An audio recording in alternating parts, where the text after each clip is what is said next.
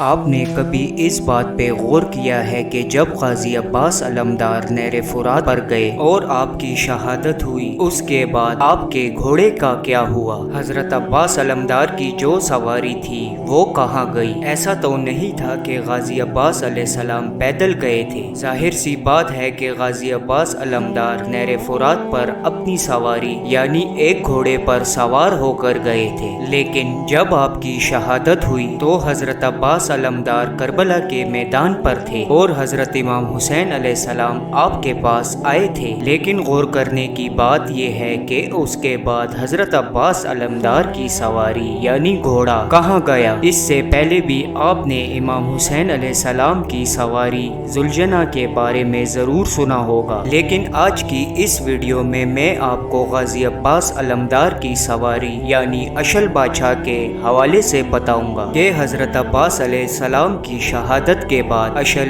جو کہ غازی عباس علمدار کی سواری تھی اس کا کیا ہوا؟ اشل جو کہ غازی عباس علمدار کا گھوڑا تھا، اس گھوڑے نے آل محمد کے ساتھ بہت عظیم وفاداری کی۔ غازی عباس علمدار کی سواری اشل جو کہ سفید رنگ اور سیاہ آنکھوں والا گھوڑا تھا۔ حضرت غازی عباس علمدار نے جب زین چھوڑی تو عمر ابن سعد نے اعلان کیا کہ عباس علیہ السلام کی سواری کو پکڑ لو، یہ یزید کو تحفے میں دیں گے۔ جب یزیدی فوج نے اشل کو پکڑنا چاہا تو اشل نے 85 شامیوں کو فنار کر دیا، کچھ ٹاپوں سے اور کچھ دانتوں سے کاٹ کاٹ کر مارے، کسی سے یہ گھوڑا پکڑا نہ گیا۔ عمر بن سعد نے کہا بہت نقصان کیا ہے اس گھوڑے نے، اب چھوڑ دو اس کو۔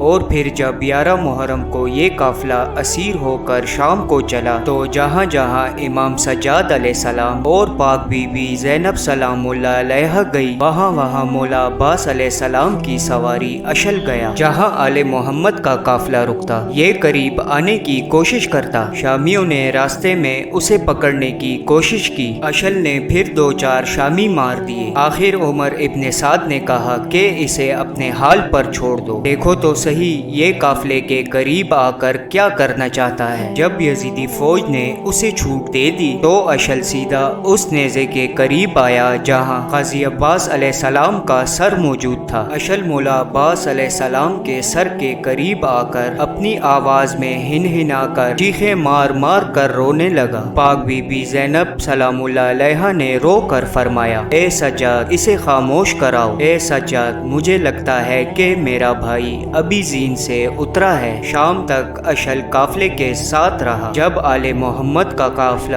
یزید کے دربار میں پہنچا تو اشل بھی ساتھ ساتھ وہاں آیا۔ یہ سارا دن زندان کے دروازے پر گزارتا۔ یزید کو اطلاع دی گئی کہ حضرت عباس علیہ السلام کا گھوڑا بھی ساتھ آیا ہے، لیکن کسی سے پکڑا نہیں گیا۔ لاکھوں دینار قیمت کا یہ گھوڑا ہے۔ یزید نے کہا کیسے اس گھوڑے کو پکڑا جائے؟ شمر ملعون بولا میرے پاس ایک ترکیب ہے اس گھوڑے کو پکڑنے کی۔ اس ملعون نے ایک تازیانہ ہاتھ میں پکڑا اور امام سجاد علیہ السلام کی کمر پر سطریں لگانا شروع کر دی۔ ابھی تیسری سطر لگنی تھی کہ اشل مولا سجاد علیہ السلام کے قریب آیا۔ مولا سجاد علیہ السلام نے شمر سے کہا اسے لے لو۔ شمر نے لگام پکڑی، اشل خاموش رہا۔ شمر نے زین کسی، اشل خاموش رہا۔ یہ منظر 4 سال کی بطول بھی دیکھ رہی تھی۔ پاک بی بی نے اشل سے کہا کہ اے اشل کل تک تو میرے چچا غازی عباس علیہ السلام کی سواری تھی، آج یزید کی سواری بننے جا رہا ہے۔ اشل نے یہ سنا